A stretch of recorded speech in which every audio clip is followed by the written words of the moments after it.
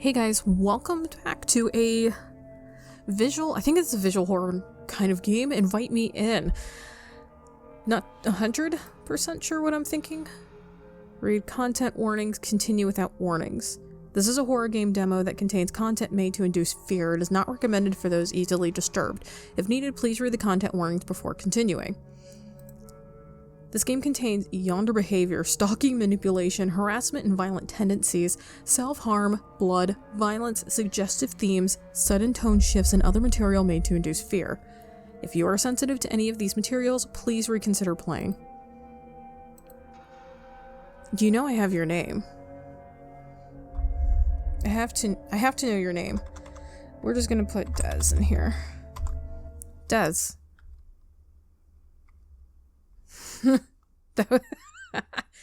As the sun finally sets, the lengthening shadow all begin to bleed together until everything is covered in darkness. My path is only illuminated by the occasional streetlight, and I start to become nervous again, like something bad is about to happen if not treaded with caution. I start picking up my pace as I get closer to home. I didn't plan to be out for so long, especially not all night by myself. The grocery store bag clutched tightly in my hand seems much heavier, even though it only carries the sole jug of milk that I desperately needed before leaving the house earlier. Now I'm wondering if it was really worth the trip.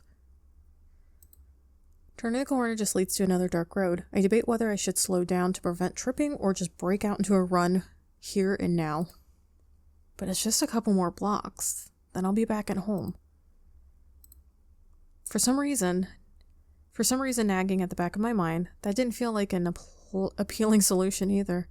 If something dangerous really was just out of view, going back to an empty house was just like throwing a blanket over your head to keep the monsters away. It's moments like this I wish I didn't live alone. But I'm probably just anxious for no reason. I don't have any evidence that someone is really trying to hurt me. Just these paranoid feelings in the back of my mind that I should ignore. I really have to stop trying to freak myself out. All it's doing is causing me to lose sleep, which makes me more on edge. Focusing on getting home is the only thing I need to worry about for now. Then I can eat dinner, chill out, and finally get some much-needed rest. Okay, let's do hi. Just as I was about to turn down the last street, I see a figure sitting next to the sidewalk a few feet in front of me. I immediately stop walking and try to get a better look before getting any closer. I hear the blood start to pulse faster in my ears. They are almost fully hidden from view, so I didn't have much of a chance to see them from farther away. And they are perfectly still. I feel the fear rising in me again and stay frozen in the same spot, my muscles tense, waiting to see if the stranger makes a move. They do nothing, and since it's so dark I can't even tell if they've seen me or not. Though I keep getting the feeling they're staring right at me. It's terrifying, but I can't just stand here forever. I want to go home. Swallowing the lingering morbid thoughts and stirring up some bravery, I begin to walk until I'm not only a couple of feet away from the stranger. Once I'm closer, I can finally make out some of the vague details of their face, his face, and we make eye contact. I flinch back a bit after seeing him looking at me, but then I start to notice something strange. He's curled up in the grass, clutching his arms tightly to his body, and I begin to hear his heavy, uneven breaths over my own. He's hurt. Badly. As soon as I see the state he's in, I'm not only more worried than before, but now also heavily concerned for his well-being. Hello? Can you hear me all right? Are you okay? What happened? For a moment, he just keeps looking at me. His expression is unreadable this far from any light source, but he must feel scared too. He doesn't respond. At this point, I feel he may be really, really injured. Maybe he can't even understand me. Just as I reach into my pocket to try and call for help, he finally speaks up. Something happened to me earlier. I was just trying to walk home and I'm a bit hurt now. A bit hurt. He doesn't seem like he's doing well at all. Do you need help? Can you walk? He leans forward and begins to push up on his arms like he's trying to stand up, but he quickly winces and sits back to his original position. It hurts. My arm really hurts. My legs are okay, though. How did you hurt your arms? Is anything broken? Broken? I didn't break anything. He shifts uncomfortably on the ground, trying to move his body to a more upright position. He looks at me a bit nervous. It's easier to see his face like this. And his face is... I don't know. A bit cute. I didn't notice it before, but this guy has such a nice wavy hair and pretty eyes. I feel kind of bad focusing on that, but the realization truly caught me off guard. My eyes shift away to focus on anything else. I shouldn't be thinking about this and instead try to find out how to help him. I'm in the same room right now. Please don't think I'm acting weird. Is everything alright? Oh god, he thinks I'm acting weird. Everything is totally fine. I'm just a bit squeamish about broken bones is all. You don't have to worry, my arms aren't broken, just a bit hurt. Well, okay, I'm glad it's not that bad then. You should really be more careful. Getting injured on the side of the road this late is really dangerous. You're right. I'm really glad you're the one who came along. It seems like I had nothing to worry about earlier, to think I was so scared of him. I thought I was going to end up being mugged or murdered, but it ended up being a total overreaction. He can still murder or mug me. Don't. Probably has like goons hiding behind the bushes or something. And now I'm just having a normal conversation with a stranger sitting in the grass. That doesn't sound normal. Well, that isn't too normal. But I still don't really know anything about him, and he still seems pretty worried too. I would really like to know more about him. I don't want to know anything about him. I want to go home with my gallon of milk. I should try to calm him down a bit more so I can help better. He isn't going to tell me anything like this. What's your name? My name? It's Devon. He seems really shy about it. I feel kind of bad asking now. It's a really nice name. It suits you. There's no way. I think your name is much nicer. I didn't tell you my name. Wait, what? How do you know my name? I didn't tell it to you yet. Oh, you didn't? I'm sorry, I must have thought you said it already and it slipped my mind. I feel a bit embarrassed. I hope you don't think I'm insincere now that I complimented something I didn't even know, but I'm certain your name is nice. That's alright. That's all I was trying to say. Sorry to confuse you. It's fine, I was just a bit caught off guard. So, what is your name? I feel a bit hesitant to tell him now, but I really shouldn't fault him for an honest mistake. It's Des. Des. That's a nice name, just like I guessed. Devyn is now more focused on Oh, Lord. Devyn is now more focused on his sudden blunder than the pain he's in, which is a bright side. It seems that conversation helped a bit, even if it's somewhat awkwardly. He looks off to the side trying to distract himself. Talking to a stranger like me seems to make him pretty nervous. As sort of an anxious reflex, he begins to mess with the sleeves of his sweater. He just ends up wincing in pain after pulling on them too hard. No, he's being a creep. He knew me. This guy's stalking me. Seeing someone be miserable like this, I can't stop myself from asking him about it one more time. Do your arms still hurt to move? Yeah. Devon tries to move his arms again, then gives up quickly. He pulls them back into his lap in a comforting position. Will he be able to make it back somewhere safe soon? It's horrible his arms hurt too much to even make it home. I feel the best way to hurry up this interaction is to help him out quickly, then head on home. And the more he sits here in the dark, the more feeling of pity begin to surface. Talking to him has been a bit weird, but I can't help the gnawing feeling of concern for some reason, because he's a freak. He knew my name. I feel bad for just leaving you like this. Here, let me walk you a bit closer to your house. You shouldn't have to sit here in the dark. My house is still a bit of a walk away. I should be fine. I feel better already after talking to you. It seems I may have been a bit too worried after all. At least let me walk you to a bench nearby to rest. It's better for you than just sitting on the ground. I think someone is vacuuming upstairs. You'll help me? I really appreciate that. I just need some help standing up. Then I'll be okay to move on my own. Helping him out seemed like an easy enough offer, but actually finding a good way to lift him up gracefully was a harder task than I guessed. Setting down my grocery bag of lonely milk on the sidewalk, I walk a bit closer to Devon. We both look at each other trying to figure out the best way to go about this. I want to lift him up without hurting him or making him uncomfortable. He's gonna stab me. Eventually he moves his legs until they're bent under him, almost in a kneeling position. Then I move beside him, wrapping my arms around his torso. As I increase the pressure of my hold on him, his breathing becomes even more labored and unsteady. His body becomes incredibly tense despite how careful I try to lift him. I watch way too much crime stuff. I love watching the Auction Channel, shows like Snapped. I watch that chapter, Coffee House Crime. This isn't going to end well for me. Are you okay? I'm trying not to touch your arms too much, but let me know if anything hurts. It really doesn't hurt that bad. I can barely feel it. Feeling a bit more reassured after knowing he's okay, I give one final lift until he's up on his feet. We did it! Hopefully you're good. You're all good to go now. Is there anything else I can do to help? Is there anything else I can do to help? I'm here if you need any. Before I can even finish what I'm about to say, Devon begins to wobble over after trying to stand on his own. I quickly reach back over to hold him steady, and he ends up leaning back into my arms, clutching my shoulders to keep from falling. You're robbing me. What happened? Are you okay? Yeah, I'm okay. Are you sure? I can call someone for you or get you a ride to a clinic if something is wrong. I think it's just my blood pressure after sitting here too long. I'm fine. Honestly fine. Do you think you can try walking on your own, or is that too much? I think I need a bit more time before walking on my own. I could just sit back down if it's too much trouble for you. I'd be lying if I say I'm not a bit tempted to take him up on the offer, but a small sense of guilt stops me from being back on my promise to help him. It's not too much trouble at all. I find myself a lot of times in situations like this where it's like someone gives me the creeps. I don't want to continue helping them, but I feel guilty when I don't. I've never had a ton of issues, but, there's just a lot of times where it's like, don't do this. If you're okay with it, you can lean on me while we walk to the bench. I don't know how much you feel like moving right now. If I have your support, I'll be okay to move. Okay, I'll try to walk slowly and not to put too much strain on you again. We move in a side-by-side position where his arm is over my shoulder as I wrap my arm around his back. The walk continues at a steady pace as we get halfway down the street.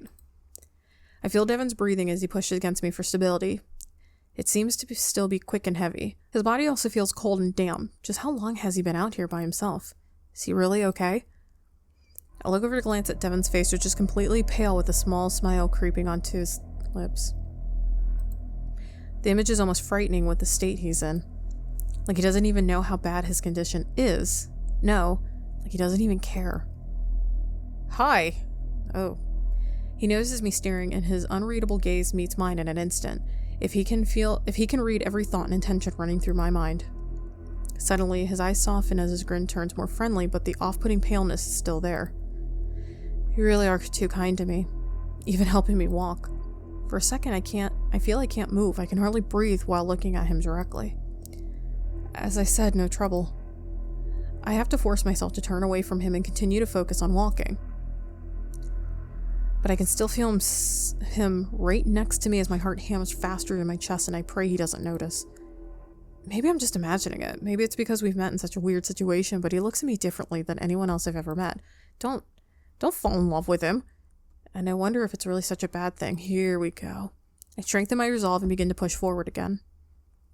We finally get to the end of the street and turn the last corner. The bench is just a few feet away. Here we are. You should be able to rest right over here.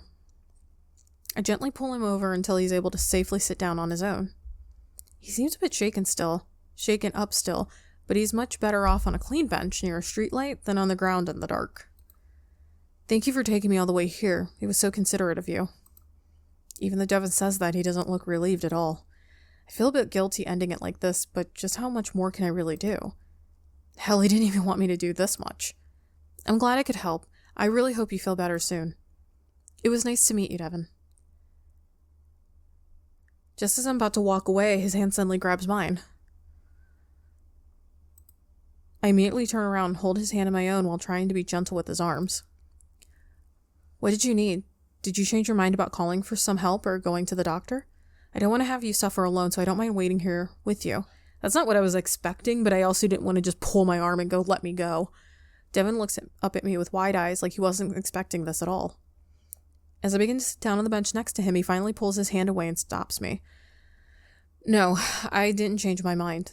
Thank you, though. I just wanted to let you know. I want you to know. You left your milk behind earlier when helping me, and you probably don't want to forget that. My milk! That's right, I totally forgot.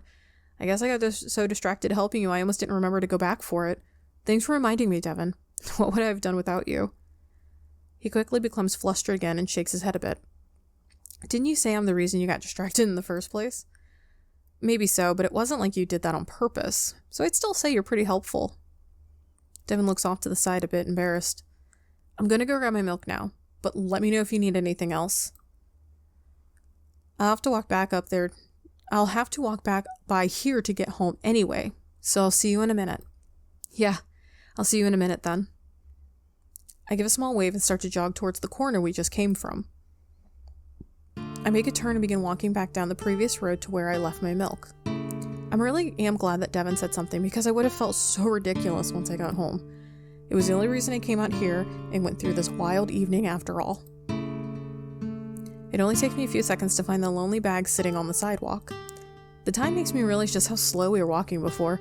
A distance that felt like it took ages to traverse was really just a short jog. I quickly glance over the milk. I'm reading too much. I quickly glance over the milk to make sure it's still in good condition, and the jug looks perfectly fine. It was only out here by itself for a minute, but better to check than drink bad milk. I scoop up the bag in my arms and start heading back. I should really say bye to Devon before heading home and check on him one last time. Oh, he looks bad. I run back to the bench and see him sitting there just as I left him. Well, something seems a bit off. He seems just as well as ever. In fact, he's not even looking at me now. Is he ready for me to just leave now, or does he even know I'm here? I step a bit closer so I'm in front of him, and I try to duck down to get one last look at his face. Well, I got my milk, so I guess I'll be heading back home now. As I said before, it was nice to meet you.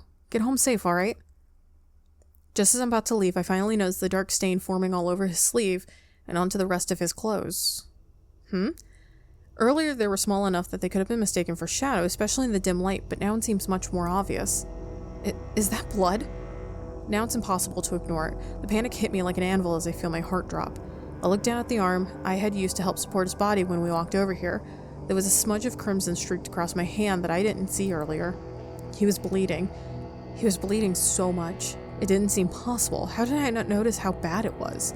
There was blood dripping down his hand now. Did I make it worse? Did I hurt him while carrying him here? No, I didn't mean to hurt him. Will he be alright? I lifted Devon's shoulder to look at his face. He seems hazy, like he might pass out soon. You need to go to the hospital immediately. I'm calling an ambulance. Why didn't you tell me you were bleeding this much? What happened to you? It's just a little bit of blood. A little bit of blood? That seems like much more than a bit. Is it really that bad? Are you worried about me? Yes, now just show me how you got injured. I walk closer to try to reach over to grab his hand. Suddenly, Devon moves up from the bench and stands in front of me. Des, please just listen to me. I need help, but Devon seems to inhale deeply like he's trying to raise all the courage and willpower he has. I want to rush over to help him sit back down safely, but I feel frozen in place. I just examine his face, waiting for a sign to grab and steady him again. His eyes glance at mine, shifting from assessing to pleading. Like he really wants to, needs to, tell me something. He still seems physically weak, but it's almost like he's even more energized now. Like something in the past few seconds totally revitalized his conviction. We both wait as he finally gets his bearings. Will you please hear me out? I hesitate a bit, but my curiosity and suspicion make me want to hear why he's been acting so strange this whole time. Maybe he really does have a good reason, and I can't deny he truly needs help. Yeah, I'll listen. Whoa. That's not little. Devon steps a bit more into the light and raises his arms halfway into the air. It's like he's trying to reveal the injury without moving his sleeve. Like he's trying to shield me from just how bad it is. But all I see is more blood. He seems to sense my concern. I didn't want you to worry too much, but it seems the state I'm in looks quite bad. To be honest, it hurts really bad too. He grimaces as he looks down at his arms. Maybe he didn't even let himself think of how painful it was before. I didn't want you to know. My arms are so much worse than I let on. Then why didn't you let me call for help? Someone did this to me. They were trying to hurt me. Someone hurt you. Who? Devon looks at me with a pained expression, and he stares at his arms again, looking at the stains forming along his sleeves. A stalker. A stalker? What, are you being serious right now? I feel my blood begin to run cold. Out of all things, a stalker. It's true. I didn't really know what was happening until it was too late.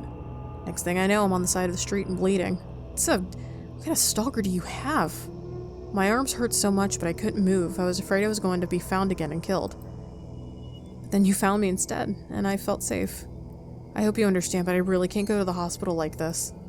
I can tell my attacker would know that's where I need to go, and they try to find me there. So I'm too afraid, just the thought of it happening. I was about to argue with Devon, but seeing the fear in his eyes and the way his body is shaking, I don't have the heart to disagree. It's okay, Devon, I understand. You're not gonna call for help, right?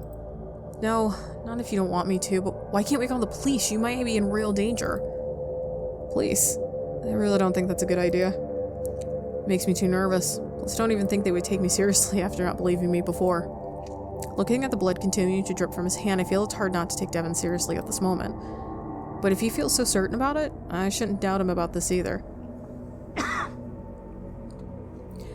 There has to be some solution, right? He can't just deal with this by himself and risk getting hurt even more. I want to be able to help him. His life could be at risk, and I don't think I could go home only to see him on the news tomorrow. Then what are we supposed to do? You can't keep walking around like that. I just need someplace safe. You want to come to my house. I really don't think I can just be home alone while someone is after me. Then if there were some basic medical supplies, I could make it work. I patched myself up from worse. It feels like an inadequate solution, but my mind is racing too much to think of a good alternative myself. I may end up regretting this later. But one thing I know for sure, I just can't leave him like this. I may be terrified, but that's nothing compared to what Devon is going through at this moment. I've been on edge the past few weeks with thoughts someone has been watching me, but he's been living it. I feel a bit silly trying to relate. I can't help but feel a sense of connection, though. Like it was fate that I happened to be the one here to help him. Okay, first off, my character's trying to romanticize this whole stalking thing. No, you're gonna invite him to the house. If anyone would know what it's like to live with this fear and how it can affect you, it would be me. And I wouldn't want someone to do the same. What? Wouldn't I want someone to do the same for me if I was ever in such a dangerous situation? As I've been going through my reasoning in mind, Devon has just been staring at me with a hopeful expression. If you need some white place to go, you can come to my house. Really? I can come to your house. I have a first aid kit I bought recently. I'm not sure how helpful it will be, but it's better than nothing. Yeah, that'll work fine. Sorry, I can't believe you're really helping me. Me. I'm not going to leave you out here alone or just hand you off to people you don't feel safe with. I really do want to help you, Devon. I'm saying his name wrong, but for some reason that's just what's coming out. And I find myself really meaning those words. We stare at each other for a quick moment, assessing this bizarre situation that's been laid out quickly in front of us. But the look on his face, he seems so happy. Ecstatic even. This just shows that I definitely made the correct choice, right? Absolutely not. Or did I even have a choice to not help someone in this much peril? It doesn't feel like I did at all. I try to push down a feeling of uncertainty and move to the next objective. So, we shouldn't stay out here too long, right? Isn't it kind of dangerous? Yeah, you're right. We should leave right now. Devon whips around to survey the area, but he seems quickly satisfied. I think we're safe, but it's best to be careful and hurry along. Alright then, let's go. I instinctively walk over to Devon and lean against him, moving my arm across his back again. Des, what are you doing? You still need help with walking, don't you? After all this, I can't have you falling over on me.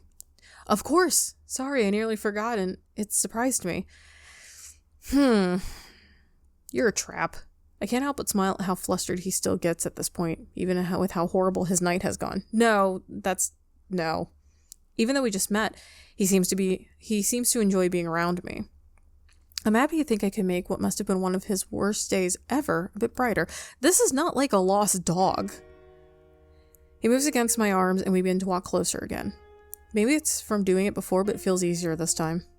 My house is just a few buildings down, so you don't have to wait too long. And then you can just stay with me for the night and call whoever you need to call in the morning. This is really too kind of you. I don't deserve it, but at the same time, I can't reject your offer. Don't feel bad for it. I really do want to help you. Is there a reason why you want to help me?